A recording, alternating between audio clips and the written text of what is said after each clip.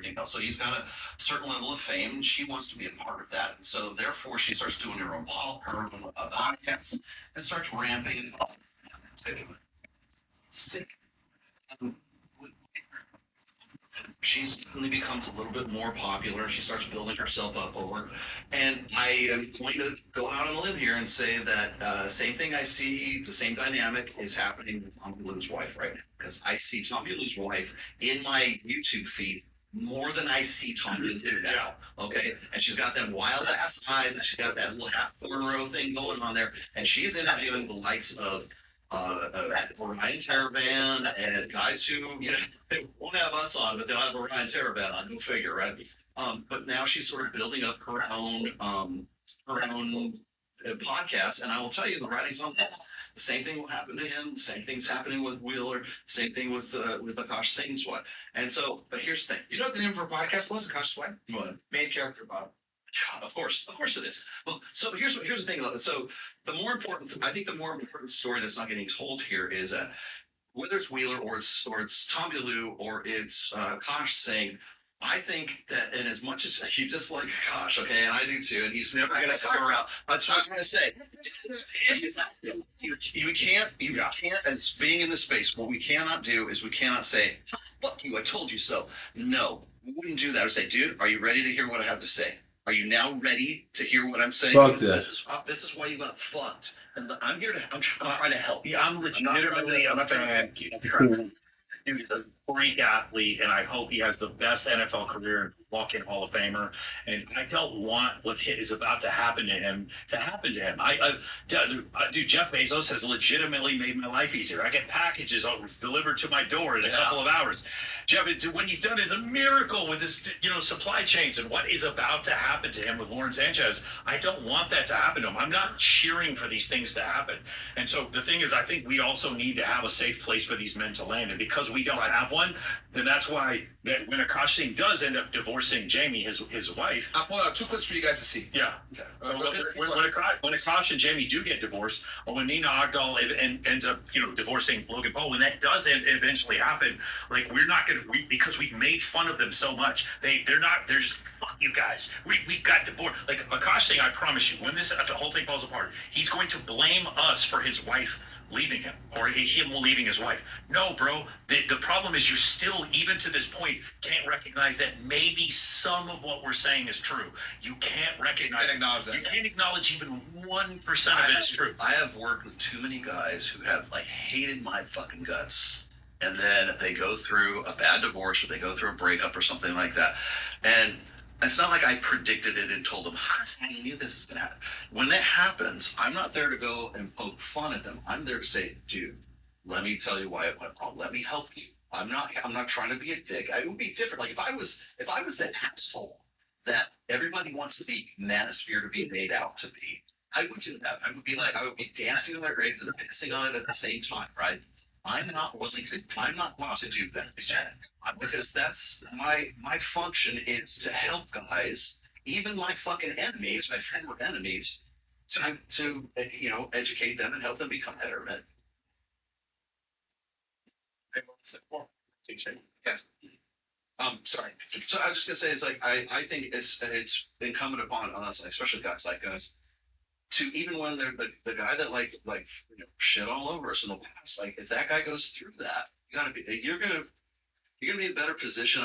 If you're not doing it to help everybody, then what the fuck are you doing, right? I think so. I've always been of the opinion that if I have somebody who's giving me shit or giving me hate, whether it's online, no matter where it is, that if shit goes down for that guy and he's in a bad place, especially if he gets to the point where he's kind of suicidal ideation, I think it's incumbent upon us to help that dude.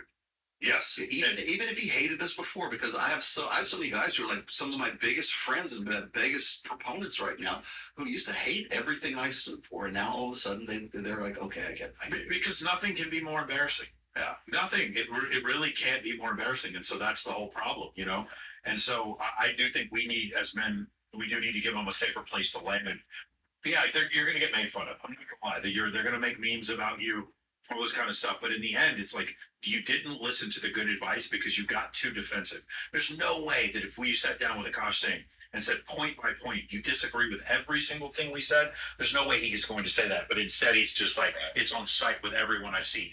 No, bro. Seriously, like this is if you could just own what you did, then it wouldn't be a problem. But the problem is, even to this date, you can't admit that your girl was sexually active before you got married. Or maybe you're still telling yourself she wasn't, and then that's the whole problem. Maybe if you're Logan Paul, you're telling yourself, no, there's no way the Leonardo DiCaprio smashed. There's no way. Oh, that thing Diplo said where he smashed my girl, that never happened. Like, if you still want to say that, that's fine. And by the way, I don't even have a problem if he had said, "Hey, yeah, she had a past, I have a past, and we're just going to move on." That's fine. But Logan Paul told us that Mina Agdal had only been with 5 guys before they got married. Bro, now you're on my feed lying to me. I don't know what to say. I don't know what to do. You know what I'm saying? That bitch was with Adam Sosnick. Allegedly. He was out of that lane. Yes, of course. Allegedly. That is. No, I was going to show you guys this clip real quick. Let's do it. So this is her. Mind you, this is after all the bullshit with this guy, right?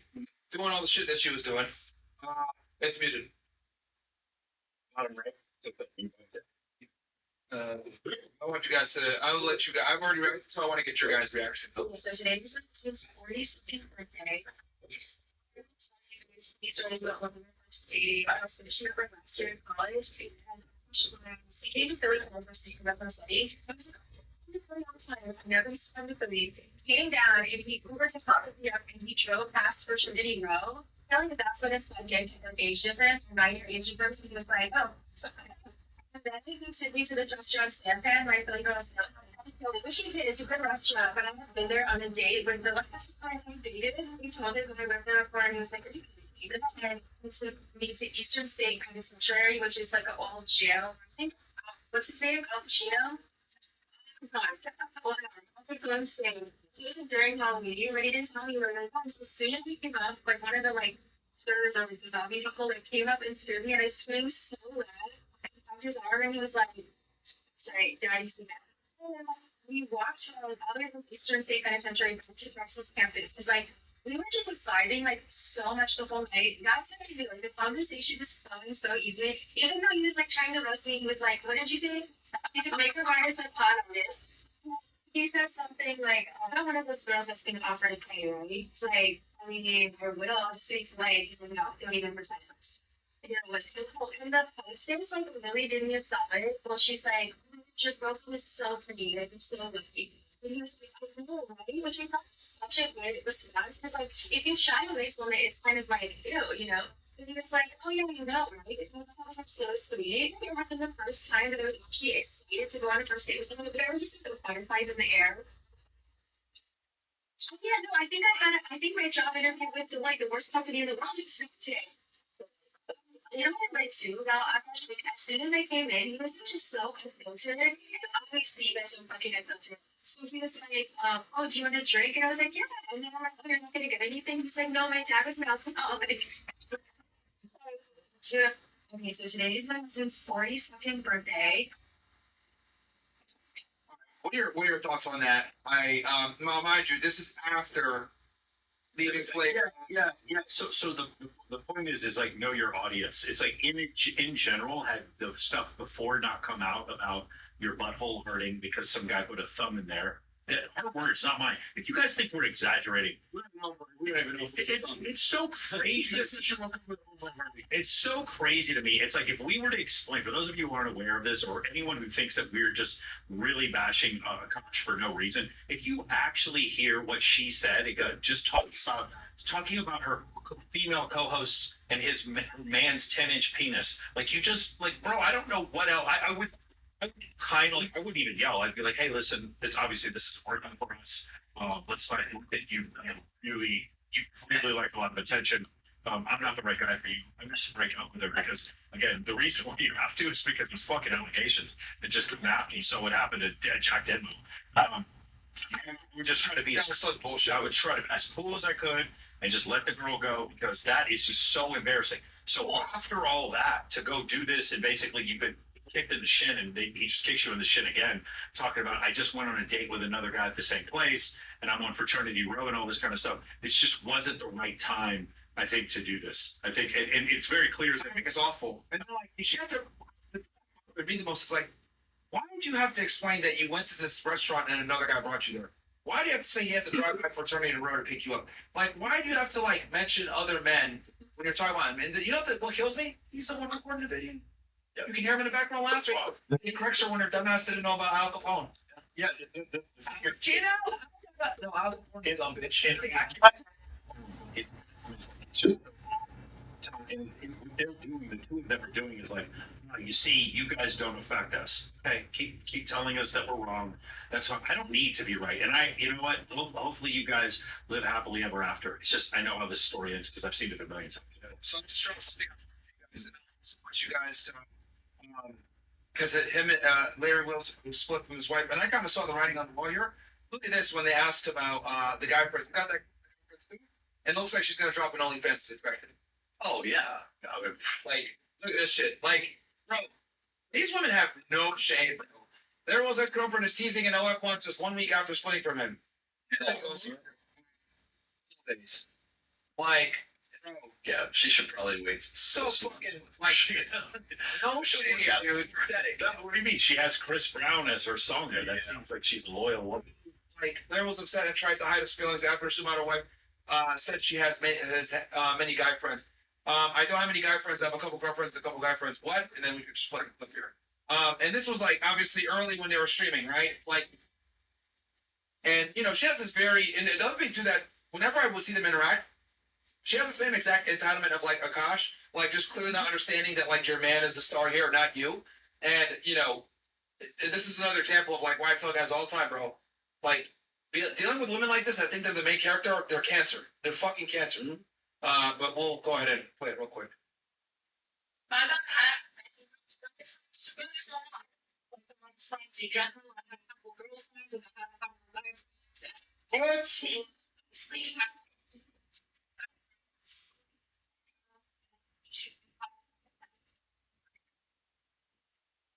Yeah, that guy's securely in the bros. Yeah, It's on. It's me as a motherfucker. This is epic cold. Like epic cold right there. You can see from the discomfort in his face, like, you know, he's saying that and then you even know he doesn't believe it. One of the things I think happens with guys like this, Akash Singh's been one. Like I said, I predicted Tom Baloo, but let's go with Larry Wills for this section. When guys get into that position, I think there's something on some level of consciousness they understand how bad that looks, or especially if you're a public figure. But also, there's a part of them that like has that visceral kind of reaction. Like you were saying before, why does Akash Singh's wife have to talk about other dudes when she's explaining like how she met him? Right? Yeah.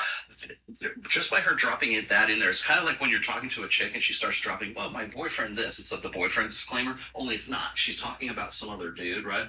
The fact that she's mentioning that other guy, I mean, she's thinking about that other guy, right? The other thing is this is like when guys get into that situation, then they have to find some way to rationalize it. They have to find some way to dismiss it because that creates kind of this cognitive dissonance. How do you get rid of that cognitive dissonance for the guy? Is you got to go, well, I'm not insecure, so I'm not the only handsome motherfucker in the world, right? Try to play it off like I'm secure, right? I'm secure, like that's the play right there. The thing is he wouldn't have to say that in the first place if you weren't actually thinking about it, if it wasn't something you had to cope for in the first place, right? He understands that there's something going wrong. He understands that clearly now because they've split up, right? But the writing's on the wall, and when guys see, like, you know how they say like a woman has broken up with you like 6 months before she actually says so. In that 6 month, there's inconsistencies. Like your peripheral awareness that she's not behaving in the same way that why is she spending all the time with her personal trainer? A lot of attention. Yeah, exactly. So there's little things, and so what happens is guys become masters of their own deception at that point. Meaning, like they'll try to rationalize away what their instincts are telling them at that time. That right there, perfect example of Larry Wheels. Yeah. He's instinctually knows there's something not right, but he's trying to say, that's just me imagining things. So he tries to say, I'm not the only handsome motherfucker in the world, right? So we call it cope, obviously. But why does the cope come up in the first place? Because that peripheral awareness picks up on inconsistencies in the chick that's supposed to be into him. Same thing with Akash Singh. I'm going to say the same thing with Tom Bilu's wife at some point. But again, this is a woman who's already broken up with him and now just actually splitting with him is just a formality, right? The breakup happened. This break that just announced it today, right? That breakup happened like months ago. And what kills me is like, it's like guys like innately like understand. We talk about this like ensuring paternity. We've talked about this a million times. Like it's like guys kind of like have these triggers in their mind, like oh look, I have friends, red flag. Oh, hanging out with these, going out. It's like we have all these things like kind of built into us to like be like this is a red flag. This isn't that weird. And deep down as a guy, I'm uncomfortable with this. I don't like it. But social programming tells you no. You need to accept it. She can have guy friends. She can go to the club. She can do what she wants. You need to stop being insecure. And it's like society tells men to suppress these instincts, to these red flags, and stop being insecure. But what kills me? If a girl gets the creeps, if she gets the heebie-jeebies when she meets a guy, society doesn't tell her, no, give that guy a chance. Yeah. It doesn't matter if he's weird or he smells. Try to see It doesn't past matter if his teeth are weird or if he's not tall enough. Like, see past that. Look at the soul. We never tell women to suppress their innate red flags when they deal with men. But for some odd reason, we are told to suppress ours. And if we don't suppress ours, we're insecure. But if a woman does it, no one gives a fuck. She's smart. She's astute. She's, conscious of what's going on around. Prudent. There you go. She's discerning. So, it's like, when men have the red flags, right? Because it's our biological need to want to be able to, ensure paternity. Society does everything in its power to keep you from exercising or exhibiting that natural tendency to want to make sure that you're filtering for 304. Let me see if I can put a period at the end of the sentence. Remember, I was talking about about the difference in like ideology, right? The political divide between men and women, and that's just really the gender divide, just in the political sense. So women skew the 30 points to the liberal side, and men just kind of. Yeah, so it's like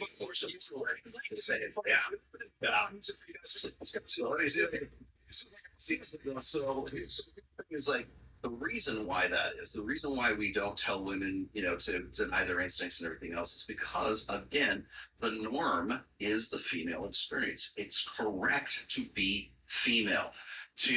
Men need to get in touch with their female side, right? They need to get in touch with their emotions. They need to go to therapy. And why is that a more? You don't need to tell women you need to get in touch with your masculine side because they're already doing it, right? But the thing is there's no push for that. It's only to like I said before, we watched what was it? The Rock was just wearing a skirt, right? Yeah. You say, well, manly men in my culture actually wear this, right? And it's like. And I say, yeah, the Met Gala, right? And so I'm looking at this again. It just reminded me of what I said on Dr. Phil. Was like the only time we celebrate masculinity is when it looks like femininity. Why? Because women's is the norm. That's we think of the female experience as the correct way of thinking about things. So to your point, the reason why we don't tell women to ignore that, their gut instinct is because that would go against the female narrative. That would go against the female norm. Men, anything that is masculine, that doesn't align with the female purpose, that's an aberrant thing. That's a sickness. That's a pathology. That's radicalization when it comes to politics and stuff.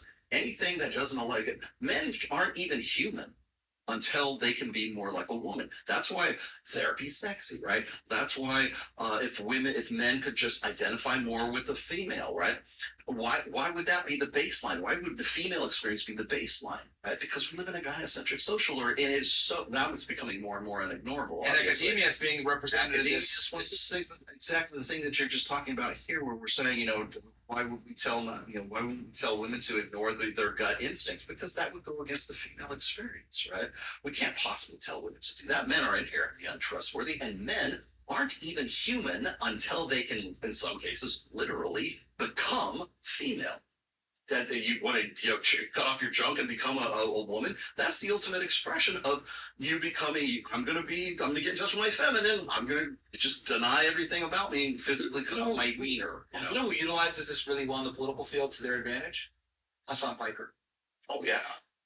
He is such a when I because I watch a lot of left wing commentators because I have to see their arguments so that like I know where they stand, etc. And I always want to keep a pulse on my adversaries. One thing that I've seen with him is that it's so obvious that he's red pill aware and how women really move. That he suppresses it to pretend like, no, I'm a feminist. I understand your light, etc. And the thing is like, because he used to put out, really cringy frat over videos of like how to get laid and shit like that. Because he went to like part of school as part of a frat, so he understands female nature, he understands how to get laid. But what he's doing is now he's cosplaying as I'm a progressive socialist and like I believe in equality for all. But deep down, if he's going on a date with a chick, he knows exactly what to do. He knows exactly how to treat them. He understands the dynamic between men and women. And he understands, most importantly, the egalitarian bullshit that he spews doesn't work when it comes to romance. He knows this. And those men are the most dangerous. Those are the guys that you're talking about. Your frustration with Hassan is my frustration with Dr. Richard Reeves. Because Dr. Richard Reeves is this close. Yeah. So fucking close. I can get him. I know he's going to be red pill at some point. He'll never say he's red pill. They are. He did this one really quickly. He did this one slip where he was talking. He was on an interview and was part of this interview, and he said something to the effect of he was discussing like toxic masculinity. He says, "Okay, well, what's non-toxic masculinity?" Because he has two sons, right? And so he's trying to say, "What do I tell my sons? Be less poisonous, like." And so what happens is, so he's trying to look for what's the opposite of toxic masculinity, and everything he could describe that would be non-toxic masculinity is feminine. It's all femininity, right? So essentially, the positive masculinity is to become more feminine. Is to become a woman. Men are subhuman. To be a human being at all is to be a female, and that's why, like, when men don't cry at the end of Titanic or something like that, we can't like in any way like relate to the female experience. It's not enough to say, well, they're just men and there's differences. Like for us, it's obvious to us, but in girl world, because you can't make that, you don't have the same frame of reference. There's something wrong with you. You need therapy. You need to go. You need to go to re-education. You need to have your kid re-educated by the UK school system so that kid can be a more perfected human. What's the more perfected human? A little girl. You've got to be more like a little girl and bow down to the female, and not even that's not even enough. You're subhuman. You're not even a human being until you can experience, and you'll never will because you're male, right? But you'll constantly keep driving at it. You want to talk about the simp economy and the simp this and all that stuff? That's you chasing after, trying to become that perfected human. And what's that perfected human? Being more female. Mike, I know you were trying to say, yeah, male feminists are the guys who they pick a fight with you in a bar, they talk shit to you, they ask you to come outside, and then you beat the shit out of them, and then they press charges against you. That's what male feminists are. Male feminists are the guys that will sit there and be your friend, and then when you go to the bathroom, tell your girlfriend why she needs to break up with you and why she should date him instead. That's what male feminists are. There you go. That's, if you were wondering what kind of gentleman they are, that's what you. That's like an operation. Schultz guy. Yeah. Like that's the type of snaky guys. Guys, this was a great discussion. I knew getting rid of the women was a good choice with you two on the panel. Yes. It was a choice. Just out of context. Yeah. I knew that getting rid of the women would Yeah. So better. would make the show. Okay, so I was like, you know what? We're gonna get more value having the discussion. Like, and I know we had other real things. So I was like, yo, get these women out of here, bro. Because like I was already at my wits end with them. So like for this girl to continue to be disrespectful, and the other girls were like, well, I might go too. Like, all right, all you bitches get out of here, bro. We don't need y'all here. much more productive conversation. Way better, bro. Way better. So we're at the end of the show right now. Right? Okay, so I gotta do this, right? Yeah. Take this off. Oh, okay. I said I would do this. I had a perfect opportunity to show you the new do. Before I went into surgery back in December. I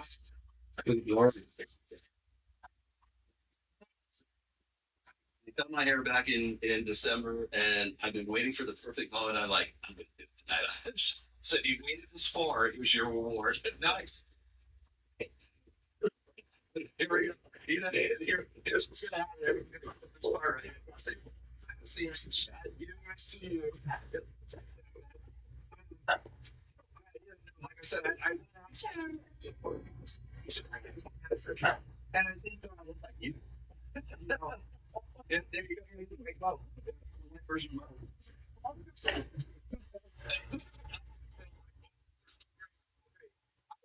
understand that there's natural limitations from certain individuals when they talk about this topic. If you listen to trad cons, take it with a grain of salt. They can't tell you about how modern women are. Do they have their religious prescription correct? Do they have it right when it comes to what a woman should do in a relationship versus a guy? They got it right, right? I agree with that. But the problem is that women don't adhere to that anymore. The academics, well, they are giving you a bit more of a, academic perspective, I understand that they're constrained by political correctness. They can't be honest with you guys. And the studies are catching up years after us and what we're telling you. And then finally, you have the progressives. Well, they have an incentive to not tell you the truth because for them to tell you the truth about female nature and, men versus women, that inherently collides with progressive ideology, which is to progress, which is what? Push more towards egalitarianism, socialism, equality. And we all know on that side of the internet, that's simply not how the world works. So I'm not telling you guys that we're perfect, but I'm telling you guys that we are probably going to be the most accurate because we blend all three of these and give you guys advice that's refined, somewhat battle tested with what we have now, right? So when you watch these guys, look, I'm not telling you don't watch Matt Walsh. I'm not telling you don't watch Alvin Preach. I'm not telling you don't watch Chris Williamson. But understand that they are severely limited in how honest they can be with this topic, because it's a very important topic. We're talking about something that can make you lose your life or lose half your money, or the woman that you pick that's a very important decision. The quality of your life. So understand that these guys can't be as honest with you guys as you need to make the proper decision when it comes to such a pivotal moment in your life. But I'll turn it over to you guys last word. Cool. Go you though. Hey man, listen, you saying they don't know what to do with you, right? Because they were like, you've been married for 30 years and you have You're bulletproof. yeah, you're bulletproof. For me, I work with domestic abuse charities. I work with breast cancer awareness charities. I have a ton of females who will tell you they love me to death and that I've done a ton for them. They don't know what to do with me either. Like I'm telling you, man, it's just one of these situations where they're so bent on this idea that you disagree with me. Is the only example when I talk about guys having female friends and why it's stupid. You are always the exception. I say the only person I know that pulls this off properly is Mike, and he has an entire system based around this. Where you're the only one of the few guys I know that successfully. You're probably one of the only guys I know that has successfully made women your friend, and you derive an equal amount of value. Yes. From them versus most guy-friend relationships, the woman inherently almost always gets way more value from the guy. You're at least either equal or getting more from them, which is a skill in of itself. Yeah. Yeah, all of the girls that day, usually it's women who actually speaks it up. So the thing I just want to say is, guys, this is an opportunity for you at this point in your life to say, I